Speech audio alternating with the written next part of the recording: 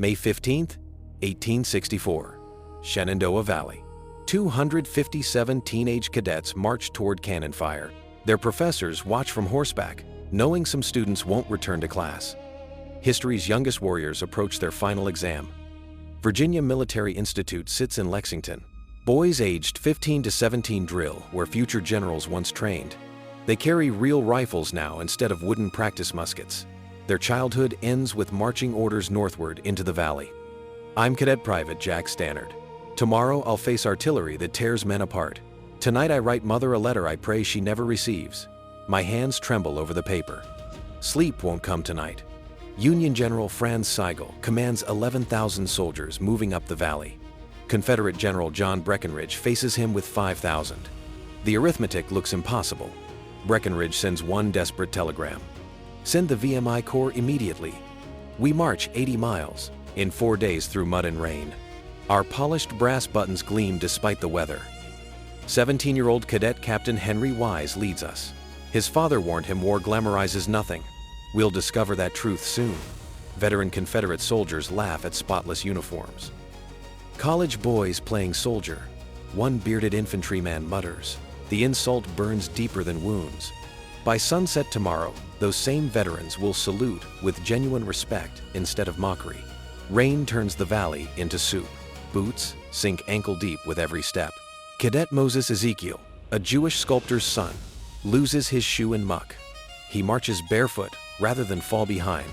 Pride outweighs pain every time. General Breckinridge reviews our teenage formation.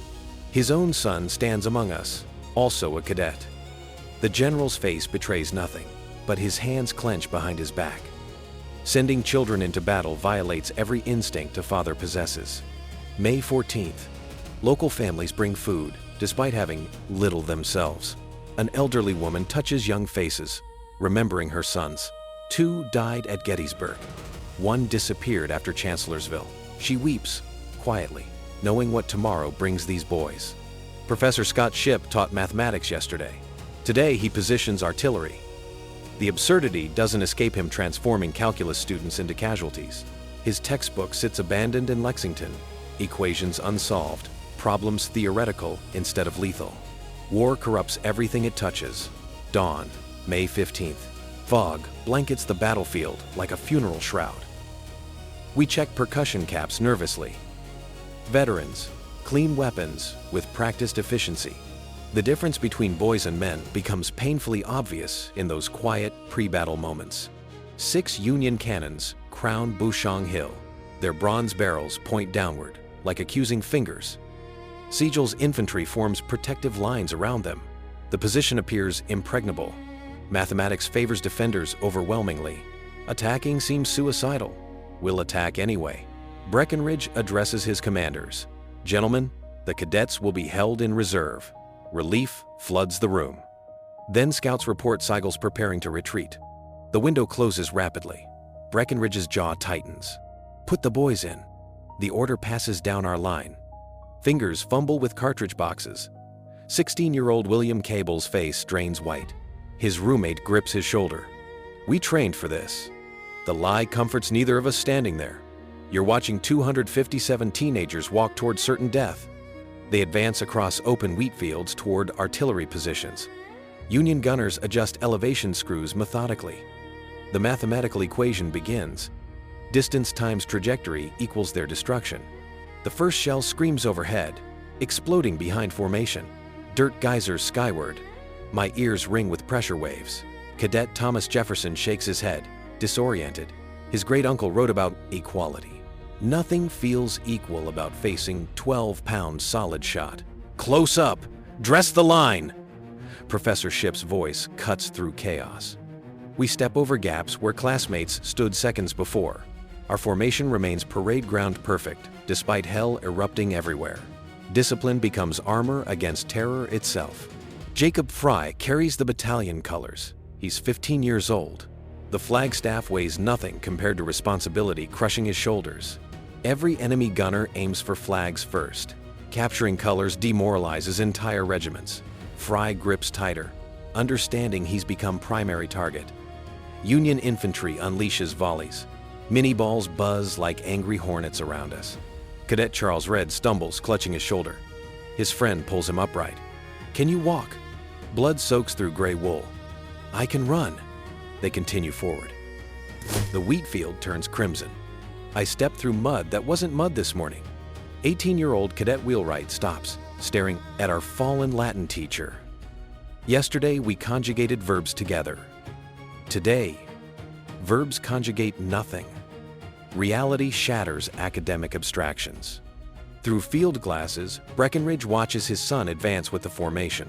Protocol forbids showing emotion during battle. Tears run down his weathered face anyway. Nearby staff officers pretend not noticing. Some cry too. Children shouldn't carry rifles. 300 yards from Union lines. We fix bayonets. Steel clicks against rifle barrels create musical rhythm. Moses Ezekiel's bare foot bleeds freely now. Pain becomes irrelevant. Forward motion matters. Nothing else exists beyond taking the next step. Union artillery switches to canister tin cans filled with iron balls, transforming cannons into giant shotguns. The first blast tears through formations like invisible scythes. Boys fall in groups. Survivors step over classmates who'll never graduate from anything. Cadet Sergeant Gideon Davenport loses his leg below the knee. He props himself against a fence post, reloading his rifle methodically. "Keep moving! Don't stop for me!" Blood pools around him. He fires 3 more rounds before unconsciousness claims him. 200 yards. Union infantry prepares for close combat. Experienced soldiers recognize desperation approaching. These aren't hardened veterans charging them. They're children. Some Federal soldiers deliberately aim high, unable targeting boys. Others show absolutely no mercy whatsoever. Cadet Captain Wise rallies his company. "Remember your training. Fire by volley." His voice cracks slightly. 17 years proves insufficient for commanding men in combat. Courage compensates for inexperience, though. He stands tall, presenting an obvious target deliberately. Our battalion fires its first coordinated volley. Smoke obscures everything instantly. Loading becomes automatic. Bite cartridge, pour powder, ram ball, cap nipple, cock hammer, aim, fire. Repeat endlessly. Muscle memory replaces conscious thought completely. Survival becomes mechanical. The Union line wavers unexpectedly. Federal soldiers expected militia, not disciplined formations advancing relentlessly. These boys advance like regulars despite casualties mounting. Their alignment rivals parade grounds. Sigel's men begin questioning their defensive positions. Confidence erodes as teenagers refuse breaking. 100 yards. We scream our first rebel yell. High-pitched voices crack with puberty and terror combined. The sound chills Union veterans more than adult battle cries. Something unnatural about children shrieking death approaches. Primordial fear spreads through blue ranks. Artillery crews abandon their guns in panic. Canister becomes useless at close range. Gunners grab handspikes and rammers as improvised weapons. Some run outright. Infantry must stop this charge alone now. Officers scream contradictory orders. Confederate cadets keep coming relentlessly. 50 yards. I see a Union soldier's face. Clearly, he looks terrified. We're both 19. Different uniforms. Identical fear coursing through us. I aim center mass like training dictates. My finger hesitates. Then my friend dies beside me. Our line crashes into Union positions violently. Bayonets clash with rifle butts. 17-year-olds grapple with grown men desperately. Desperation multiplies strength unexpectedly. Cadet William McDowell wrestles a cannon rammer from a Federal artilleryman. Youth and fury overcome experience. Union artillery falls silent, finally. 6 bronze cannons sit abandoned on Bushong Hill. We swarm the guns, touching barrels still hot from firing minutes ago. These weapons killed our classmates. Now they're trophies. Boys capture what professionals couldn't take. Federal infantry breaks completely. Sigel's soldiers retreat in disorder. Veterans flee from teenagers. The psychology reverses entirely. Hunters become hunted. We pursue, firing at running backs. Adrenaline transforms fear into fury. We've become what we pretended being earlier. General Breckinridge rides forward slowly. His son stands among captured artillery, uniform torn and powder-stained but alive. The general maintains composure until passing. Then, he vomits violently behind a tree. Victory tastes like ash when purchased with children's blood. Professor Shipp counts survivors grimly. 57 cadets lie wounded or dead in the wheat field behind us. Mathematical calculations. 22% casualties. Statistics fail capturing loss. Each number represents a student. Names, not numbers. Johnny, Samuel, Frederick, Thomas. Cadet Private Charles Crockett finds his roommate face down in red mud. They'd shared textbooks and jokes. Tomorrow they'd planned fishing after the battle. Tomorrow no longer exists for one of them. Crockett sits down, holding a cooling hand gently. Union prisoners stare at their captors incredulously. "How old are you, boy?" A federal sergeant asks Cadet David Barton directly. 16, sir." The sergeant shakes his head slowly, processing this reality. "We lost to children. Shame and disbelief mix equally. You're looking at what victory costs." Local townspeople emerge cautiously. Women carrying bandages and water approach the battlefield.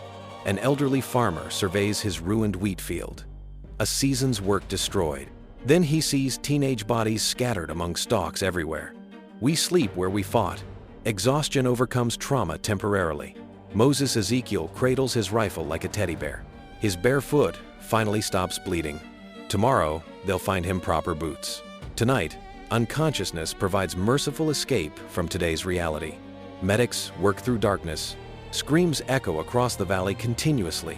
Chloroform supplies run low quickly. Surgeons amputate by candlelight. 15-year-old Franklin Gibson loses his arm tonight. He'll never pitch baseball again. Yesterday, his biggest concern involved passing chemistry examinations. General Sigel's career ends tonight. Lincoln relieves him within days of this defeat.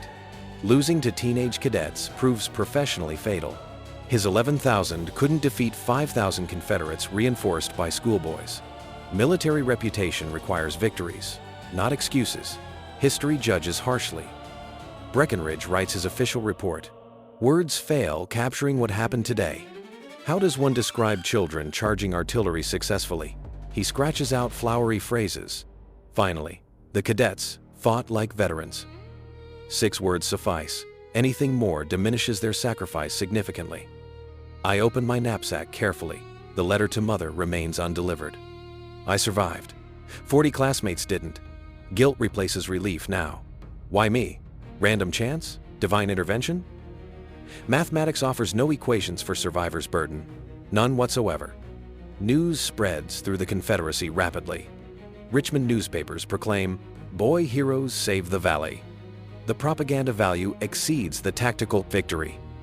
If children can defeat Union armies, perhaps the cause isn't lost yet. Morale surges temporarily throughout the South. Northern papers report differently. Desperate rebels send children to die.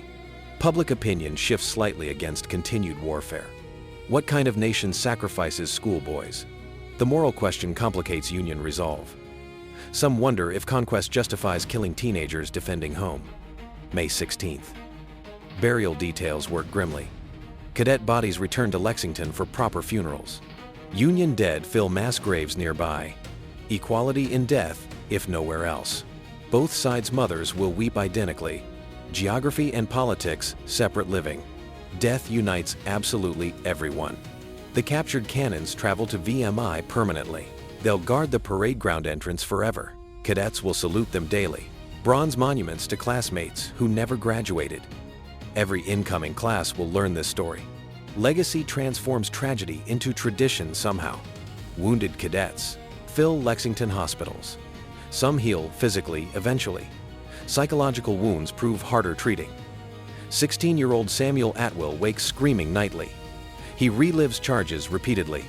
Doctors prescribe laudanum. Nobody's invented words like post-traumatic stress yet. Suffering lacks proper terminology. Professor Shipp returns to teaching mathematics. Equations seem absurd now. He's calculated trajectories for cannonballs instead of theoretical problems. Cadets stare blankly at blackboards. Academic abstractions can't compete with tangible memories. Education resumes, but nothing feels educational anymore. Moses Ezekiel eventually becomes a famous sculptor. 50 years later, He creates the New Market Monument. Bronze cadets charge eternally up Bushong Hill. His barefoot younger self leads the formation. Memory transforms into immortality through art finally. The Bushong family returns to their farm eventually. Wheat won't grow properly for 3 years afterward. Something in the soil changes permanently. Blood makes poor fertilizer. They sell eventually, unable tolerating ghosts haunting every furrow. Some ground remembers violence perpetually. Union survivors carry shame home. Defeat by teenagers becomes the secret nobody discusses openly. Veterans lie about New Market when asked. Just another skirmish, they'll claim. Admitting truth means acknowledging boys accomplished what professionals couldn't. Pride prevents honesty completely. General Breckinridge never fully recovers emotionally. He wins the battle, but loses something essential inside. Commanding children into combat violates fundamental humanity. Victory celebrations feel hollow. He resigns his commission within months. Some successes cost more than failures ever do. The Confederacy promotes our story relentlessly. Every newspaper prints dramatic accounts. Artists paint charging teenagers. Reality becomes mythology rapidly. Propaganda requires heroes desperately. Truth becomes secondary to narrative utility. History and legend blur deliberately until distinguishing them proves impossible. VMI holds memorial services annually. May 15th becomes sacred. Survivors return, fewer each year passing. They age while memories remain forever young. 15-year-old faces frozen in photographs never wrinkle. The living envy the dead's eternal youth, paradoxically somehow. Cadet William Cabell survives the war. He becomes a lawyer, then a judge. Every May 15th, he visits the battlefield alone. He stands where artillery fired. He remembers fear. Success and respectability never erase those moments. Achievement can't compensate trauma. The Confederate cause collapses within 12 months. New Market's victory proves tactically meaningless strategically. The South loses anyway. Those cadets died defending a doomed nation. Their courage remains undeniable. Their cause remains indefensible. History separates bravery from justification carefully. Reconstruction brings uncomfortable questions. Did those boys die heroically or tragically? Perspectives shift with politics. Southerners maintain heroic narratives. Northerners emphasize tragedy and waste. Truth probably encompasses both simultaneously. Complexity resists simple categorization consistently throughout history. 20th century historians debate New Market endlessly. Military analysts study the charge tactically. Sociologists examine child soldiers psychologically. Ethicists question morality of youth in combat. Academic distance provides analysis impossible for participants. Scholarship replaces memory eventually through time. World War I brings new teenage soldiers. 17-year-olds lie about age to enlist. They charge machine guns in France. History repeats despite lessons available. Each generation believes their war differs. Youth and warfare maintain tragic partnership perpetually throughout centuries. Modern VMI cadets still study May 15th intensely. They walk the battlefield during orientation. Upperclassmen describe the charge dramatically. New students imagine themselves in that wheat field. Most can't conceive actually fighting. History becomes theoretical again, safely through distance. The 6 captured cannons remain at VMI's entrance today. Cadets touch them for luck before exams. Bronze develops a polished patina from countless hands over decades. Metal remembers nothing. People remember everything. Objects outlast memories until both fade eventually into silence. May 15th, 1864 taught harsh lessons. Courage and age don't correlate necessarily. Desperation produces unlikely victories occasionally. Children can accomplish terrible things when required.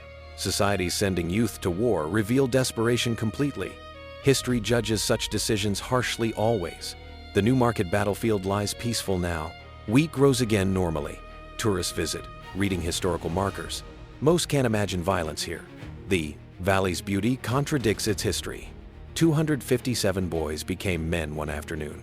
Some never became anything else.